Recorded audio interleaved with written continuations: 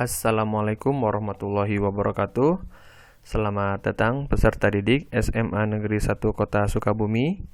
Di video kali ini saya akan menjelaskan tentang materi sejarah Indonesia di kelas 10 semester 1. Jadi perlu kalian ketahui dulu bahwa materi sejarah ini, mapel sejarah ini itu di SMA itu terbagi menjadi dua. Ada yang sejarah peminatan dan ada yang sejarah wajib atau sejarah Indonesia. Kalau untuk yang sejarah minat itu dipelajari khusus untuk pelajar IPS. Sedangkan untuk sejarah Indonesia atau sejarah wajib itu semua program wajib dipelajari ya. Jadi baik IPA, IPS maupun bahasa semuanya harus mempelajari sejarah Indonesia. Kita lihat dulu materi untuk sejarah Indonesia di kelas 10 semester 1 ini mencakup beberapa materi ya. Yang pertama ada cara berpikir sejarah. Yang kedua ada perubahan dan keberlanjutan. Sebenarnya kalau untuk dua materi ini hanya konsep bagaimana cara kalian mengenal lebih jauh tentang sejarah.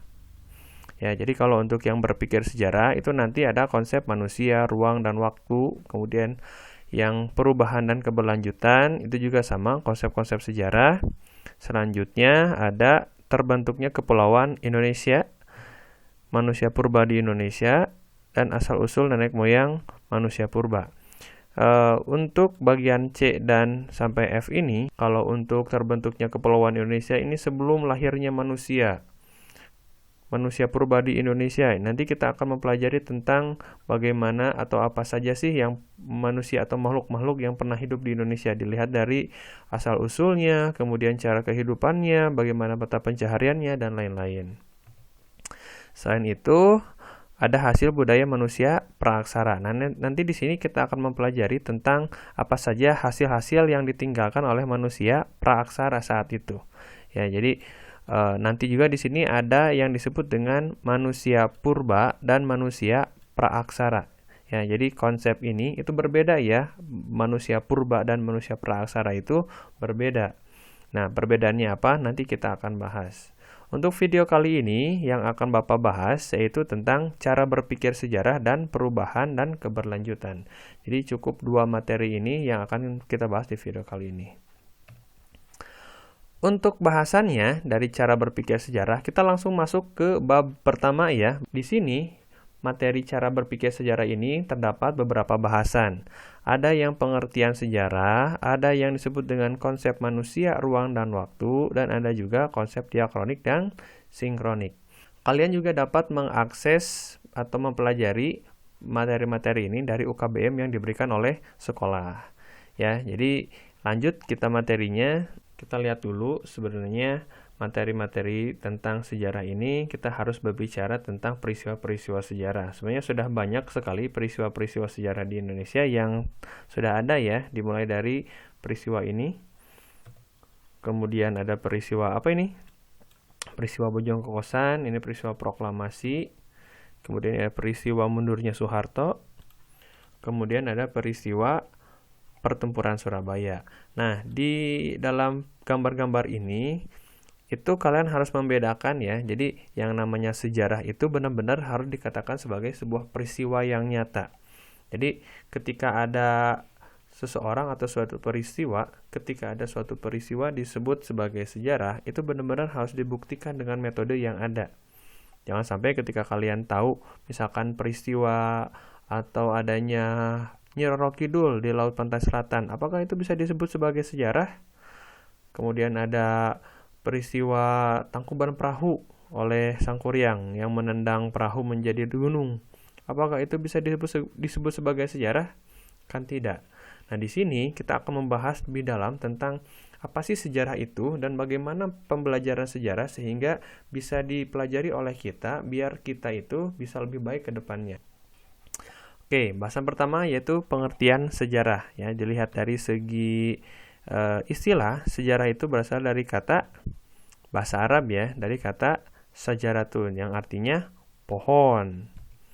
Jadi kalau menurut bahasa Indonesia, sejarah itu kan diambil dari bahasa Arab yang artinya syajaratun. Kemudian nanti sejarah sendiri diserap ke dalam bahasa Melayu yang artinya syajarah. Dan ketika pelafalan bahasa Melayu nanti diadopsi menjadi bahasa Indonesia yang lahirlah sejarah. Ya, jadi kalau yang namanya pengertian sejarah itu diambil dari syajaratun yang artinya pohon, atau kaitannya juga dengan silsilah, ya.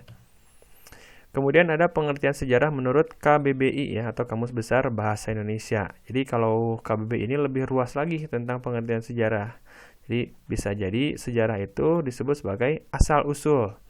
Ya, jadi bagaimana caranya kita mengetahui asal usul kita. Kemudian sejarah juga disebut sebagai peristiwa yang benar-benar terjadi. Ya, artinya di sini sejarah itu harus fakta, real kejadiannya.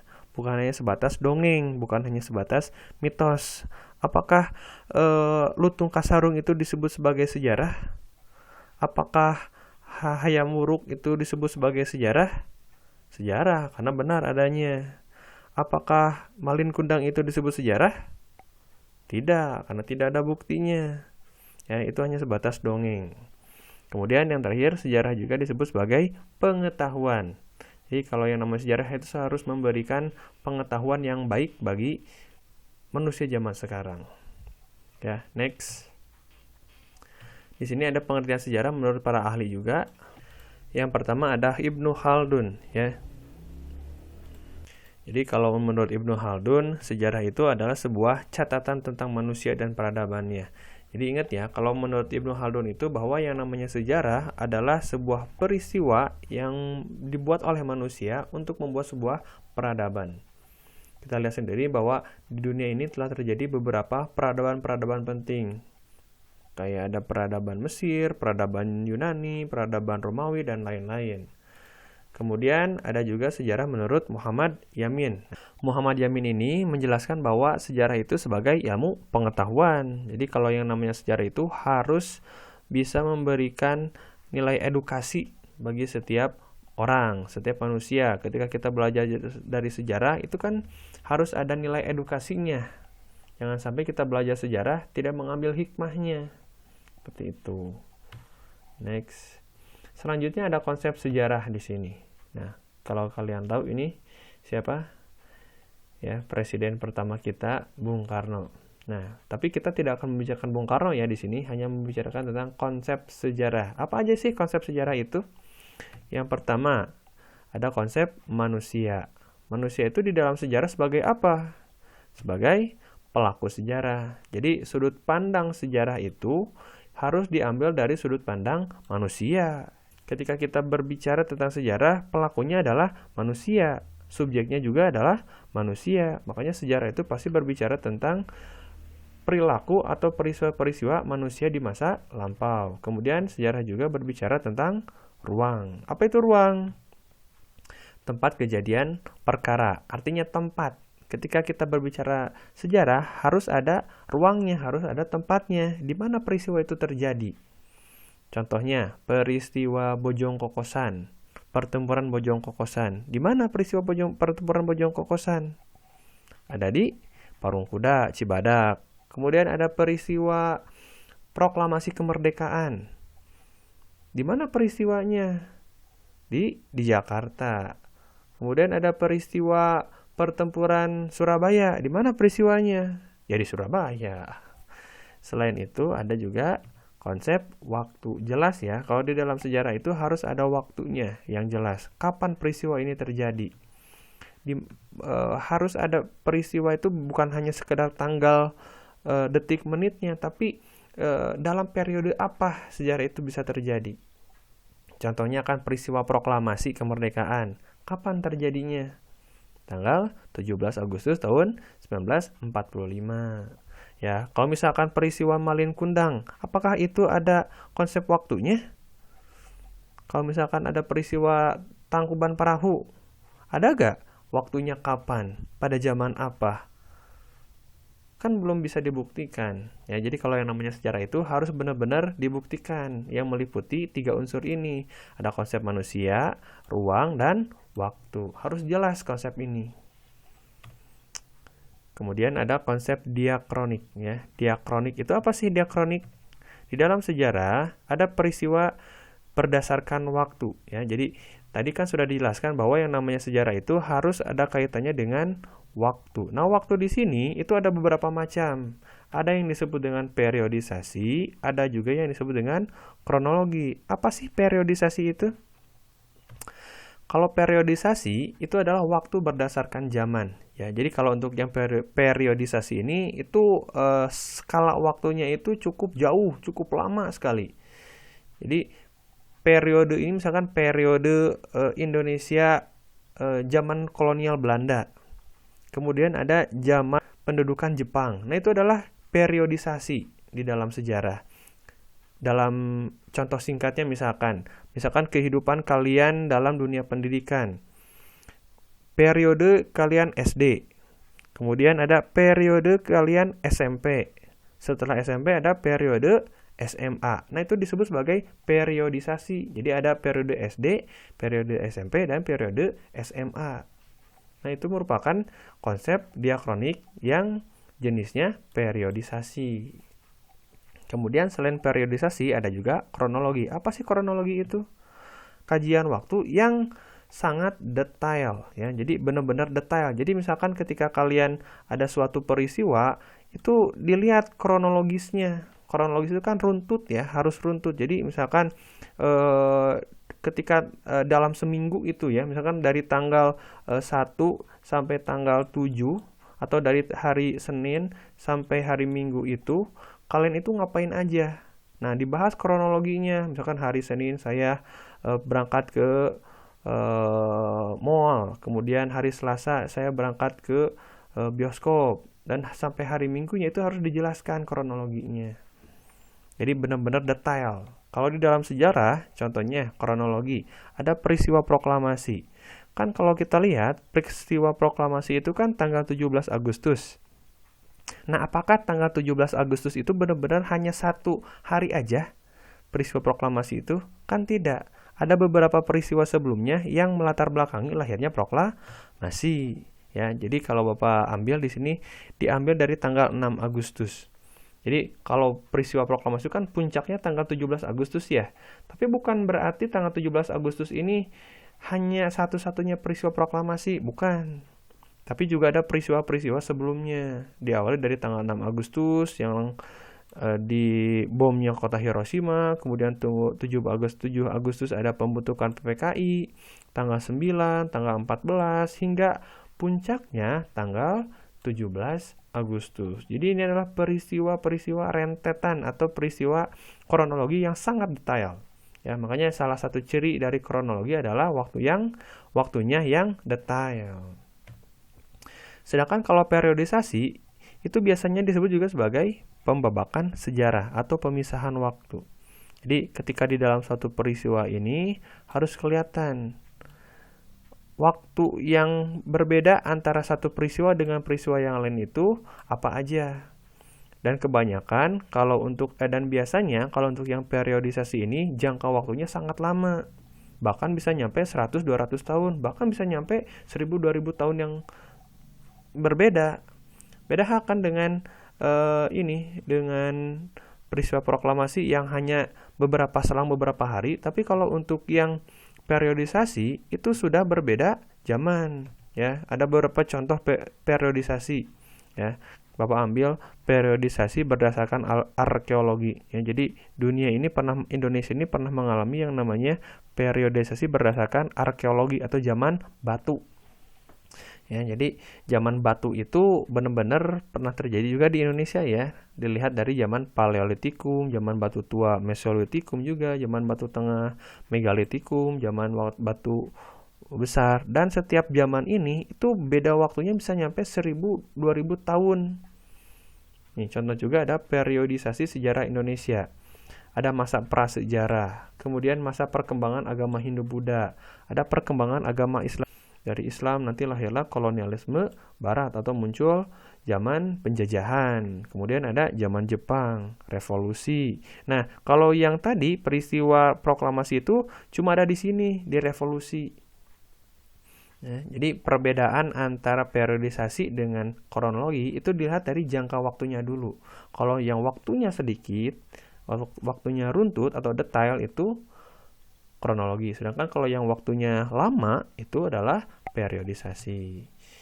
Nah, ini adalah contoh periodisasi sejarah Indonesia ya, masa prasejarah. Jadi di mana-mana manusia itu belum ada sejarahnya. Kemudian ada masa Hindu-Buddha. Ini adalah contoh peninggalan dari kerajaan Mataram. Ada Candi Prambanan dan Candi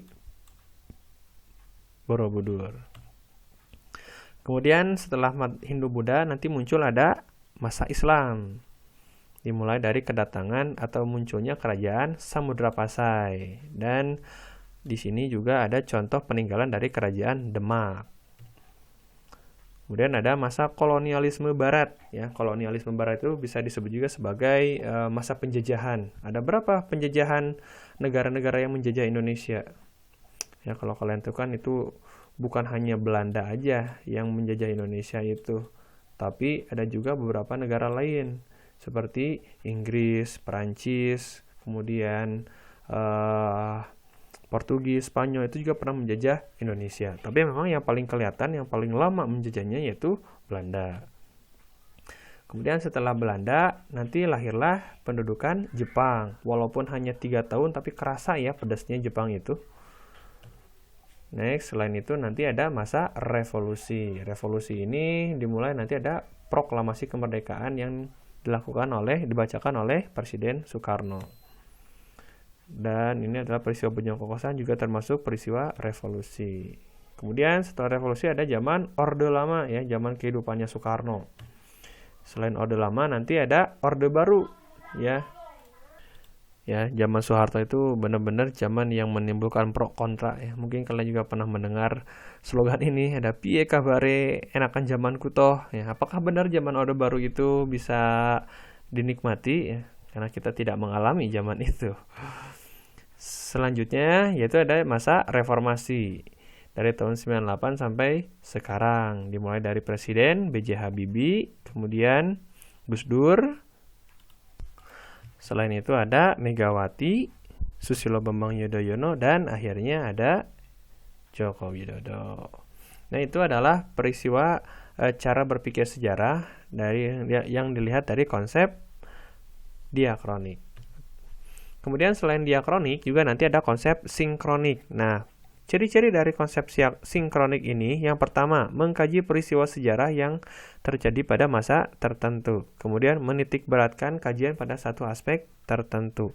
Jadi intinya kalau yang sinkronik ini itu lebih sifatnya itu ke deskriptif ya, deskriptif. Jadi sifatnya itu narasi. Kalau misalkan yang diakronik tadi itu sifatnya itu cuma poin-poin aja. Jadi kalau misalkan di dalam diakronik ya, diakronik kan tenggat waktu dalam diakronik itu kan sifatnya itu kan horizontal.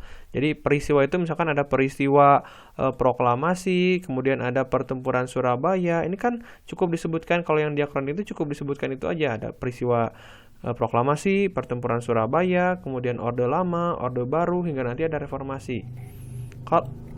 Nah, sedangkan yang di konsep sinkronik itu hanya mengkaji salah satu peristiwa saja. Ya, misalkan di sini ada proklamasi, kemudian ada pertempuran Surabaya. Cukup kalau misalkan di dalam sinkronik ini cukup hanya mengkaji satu peristiwa aja. Jadi di dalam Indonesia contohnya tadi kan ada beberapa peristiwa ya, ada peristiwa proklamasi, kemudian pertempuran Surabaya. Jadi yang dibahasnya itu cukup satu aja. Jadi misalkan menjelaskan tentang peristiwa pertempuran Surabaya. Jadi itu aja. Atau cukup menjelaskan peristiwa proklamasi.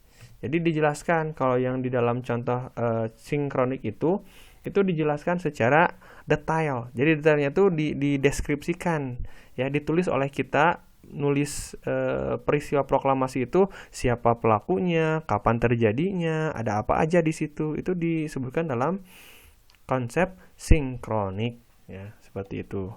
Nah, itu contoh cara berpikir sinkronik, ya.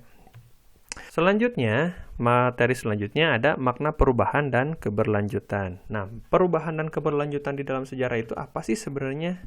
Simpel aja ya, kalau yang di dalam perubahan itu intinya kalau yang namanya perubahan itu berubah di dalam sejarah itu berarti ada hal perubahan, ada hal yang berubah, ada hal yang berbeda dari sebelumnya. Jadi ketika sejarah itu berlangsung, itu pasti meneliti yang namanya perubahan. Apakah perubahan itu bisa terjadi dalam jangka waktu 1 tahun, 2 tahun? Bisa jadi. apakah perubahan itu bisa terjadi dalam jangka waktu 10 tahun, 20 tahun yang akan datang? Bisa jadi juga, karena yang namanya perubahan itu tidak bisa kita prediksi. Apakah akan terjadi 1 tahun kemudian atau 2 tahun kemudian? Itu kan tidak bisa diprediksi. Contohnya, ketika dari zamannya kantor pos, kemudian ada JNE, kemudian ada Tiki. Nah, itu kan konsep perubahan. Kalau dulu kan orang-orang di Indonesia ketika mau mengirimkan pesan dari satu orang ke orang lainnya, itu kan lewat surat menyurat. Kemudian setelah sekian lama surat menyurat ini bertahan, hingga nanti ditemukan HP, makanya nggak perlu ada surat menyurat lagi, cukup kita mengetik sesuatu lewat SMS atau chat kayak gitu. Nah, itu disebut dengan perubahan. Itulah yang disebut dengan perubahan di dalam sejarah. Nah, kalau dalam sejarah itu contohnya kan di sini ya, ada peristiwa pendudukan Jepang, kemudian selain itu ada bom Hiroshima. Nah, ketika Jepang menduduki wilayah Indonesia, ketika Jepang menguasai Indonesia, Jepang itu kan sudah hampir menguasai seluruh Nusantara. Tapi akhirnya Jepang nanti kalah oleh sekutu lewat bom atom di bom Hiroshima. Ketika Indonesia tahu Jepang sudah kalah, makanya Indonesia memanfaatkan situasi itu. Makanya Indonesia nanti memproklamasikan kemerdekaannya. Apakah misalkan kalau misalkan Jepang tidak dibom atom oleh sekutu, apakah Indonesia akan merdeka? Belum tentu. Ya, nah ini disebut dengan konsep perubahan. Kemudian ada konsep atau makna keberlanjutan. Ini adalah kebalikan dari perubahan. Kalau yang keberlanjutan itu suatu periode atau suatu masa di mana tidak ada perubahan sama sekali. Jadi kehidupan suatu masa itu dalam satu waktu itu benar-benar stagnan kayak gitu terus. Ya, jadi hidupnya itu gitu-gitu aja terus. Contohnya ketika Indonesia dijajah oleh Belanda selama ratusan tahun, itu hidupnya tidak ada perubahan sama sekali. Ya, dari tahun 1700-an misalkan dijajah sampai nanti tahun 1945 itu hidupnya gitu-gitu aja, miskin pisan, itu tidak ada perubahan. Nah, kebalikan dari perubahan itu disebut keberlanjutan, ya. Jadi ini contoh Indonesia ketika zamannya pemerintahan Hindia Belanda itu disebut sebagai makna keberlanjutan. Nah, seperti itu mungkin untuk video kali ini di semester 1. Kalau misalkan tidak ada yang dimengerti, kalian bisa menanyakan secara langsung, tidak perlu canggung, ya. Nah, selanjutnya setelah kalian menyimak video kali ini, video di sini, kalian harus menjawab pertanyaan yang ada di Google Classroom yang sudah di-share. Di sana kalian akan mencantumkan nama, kelas, dan token. Nah, tokennya itu akan disebutkan sekarang. Jadi, tokennya itu harus ditulis sesuai dengan video yang ada di sini. Tokennya adalah cinta sejarah. Ya, jadi kalian tulis tokennya cinta sejarah, huruf kecil semua tanpa spasi.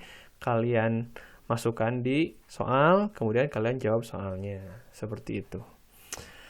Oke, kita cukupkan saja untuk materi kali ini. Semoga bermanfaat. Mohon maaf jika ada kesalahan. Semoga kalian paham di video pertama kali ini.